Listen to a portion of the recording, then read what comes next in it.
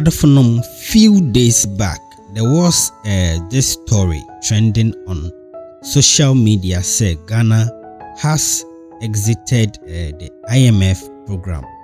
Now, the 2nd day of June 2026, our parliament proceedings and Kojo Oppong Nkrumah, a former minister for information in the NPP government, and he took the floor and making known say, "Sir, news society and say, semana is circulating on the social media no.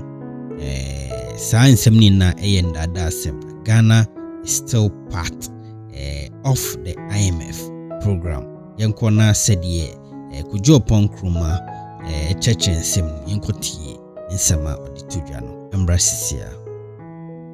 Mr. Speaker, in the minister's statement, there was a lot of spin claiming that Ghana has exited, quote unquote, the IMF.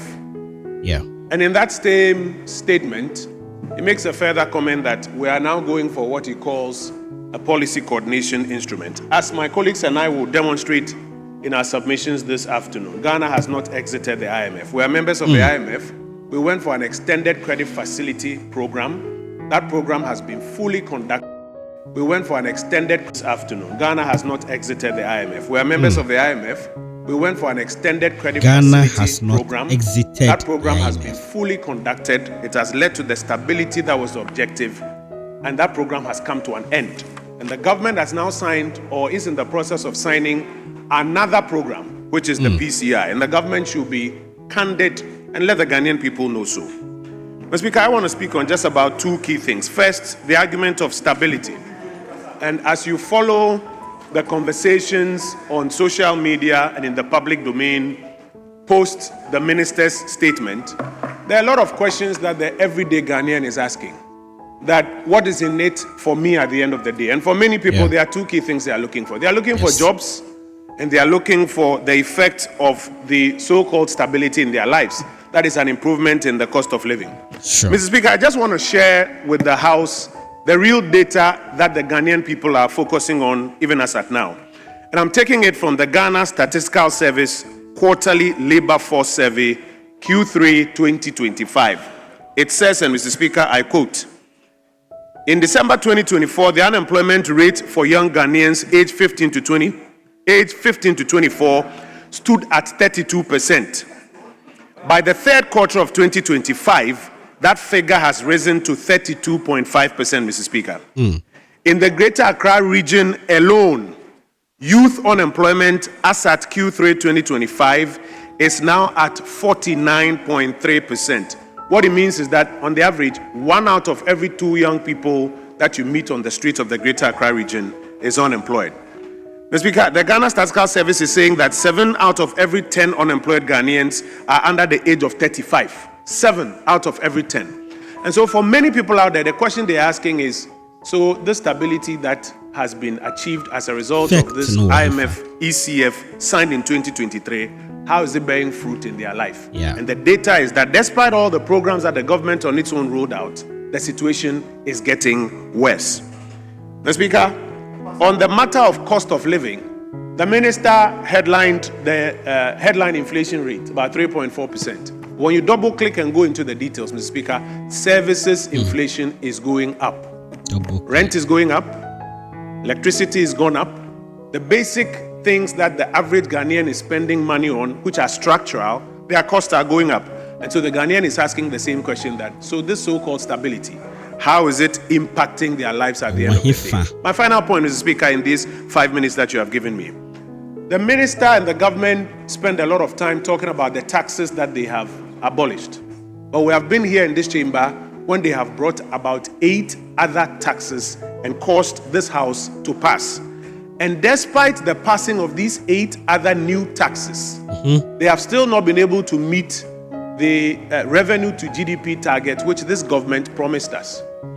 It is a reason for which they are not able to meet the expenditure commitments, and as a result claim that they have been fiscally disciplined.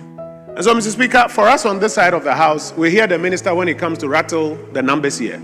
But as we keep saying, the numbers that the Ghanaian people are watching in their day-to-day lives are actually getting worse. Youth unemployment in Greater Accra is now 49%. And youth unemployment across the country is worse than this government inherited it at the beginning of it. The Ghana Statistical Service Quarterly Labor Force Survey Q3 2025. I've just read it to you. Maybe you are not listening. I've just read it to you. Those are the numbers that people are looking at. I thank you, Mr. Speaker, for the opportunity. That is the former Minister for Information, Powa. I'll proceed to give the floor to Honorable Isaac Adongo. You have the floor. You are speaking for 5 minutes. Thank you very much, Mr. Speaker. What do you have to say? I just want to make things very clear. Let's see. The minister did not say Ghana has exited the IMF. That is what we have exited the IMF ECF program. We have exited the program, not the IMF. We cannot exit the IMF because we are members of IMF, please. The second point I want to make is that when you are looking at inflation, you don't pick items within the bucket. It's a basket of goods and services, and you are looking at the average of all of them. So it doesn't mean that certain items will not show changes. But then it simply means that when you consider generally, prices are stable. And that is the point we need to make. Mr. Speaker, my colleague says that we introduced 8 other taxes without mentioning them. I am not surprised. Only recently they said that there was a certain e-levy that was roaming around at the Bank of Ghana. We hear that. Mr. Speaker, I have in my hands a letter that was signed by the Bank of Ghana to MTN, dated January 31st, 2024. NDC was not in power in 2024. January.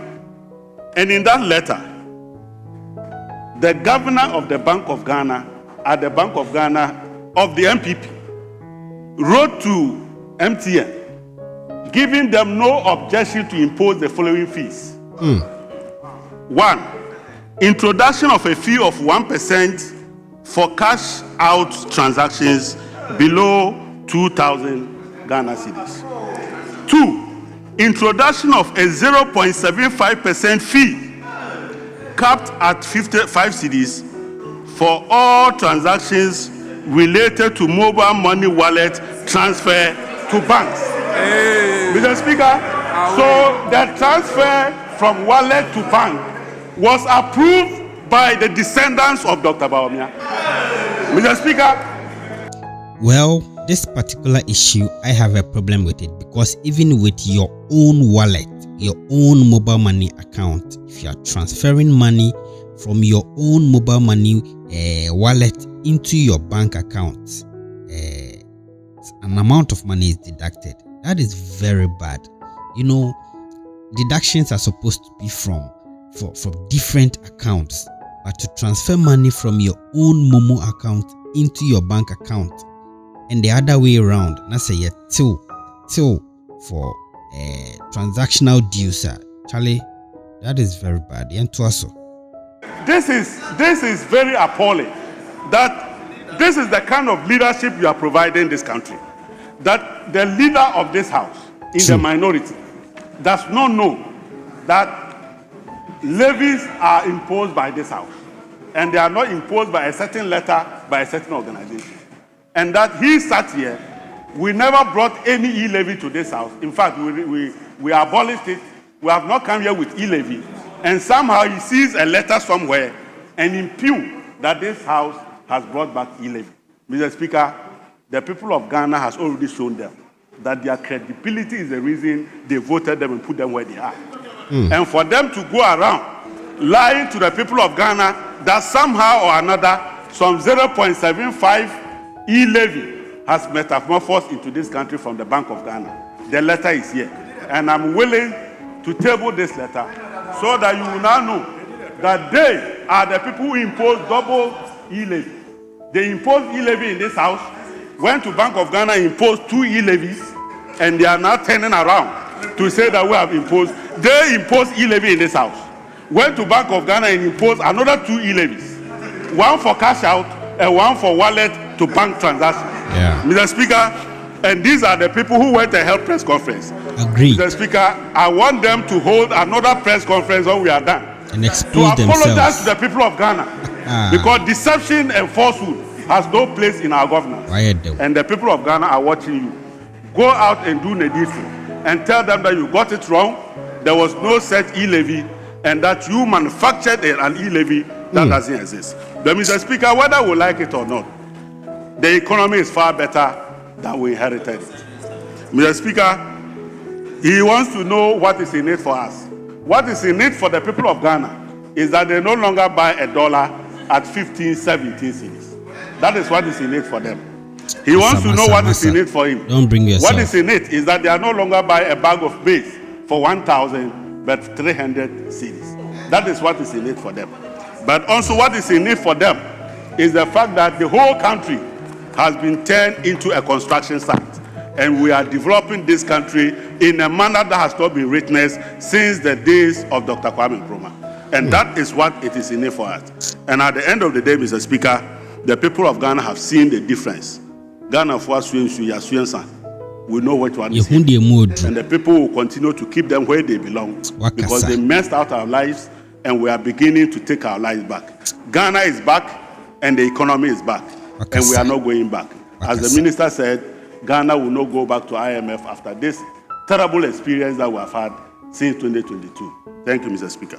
Who is this man? Who is this man? Charlie Wakasa, and I agree with you. No yaji, sama wakanina emudaho. Sama Kojo Oppong Nkrumah so wakanina emudaho. And for this is over to you. Whatever you think, drop it in the comment section. Mamena, mrepemono, ebekenkai na yebobo. Yamfa monsi hanum si ebesan so eshiabium in the next one. Makram.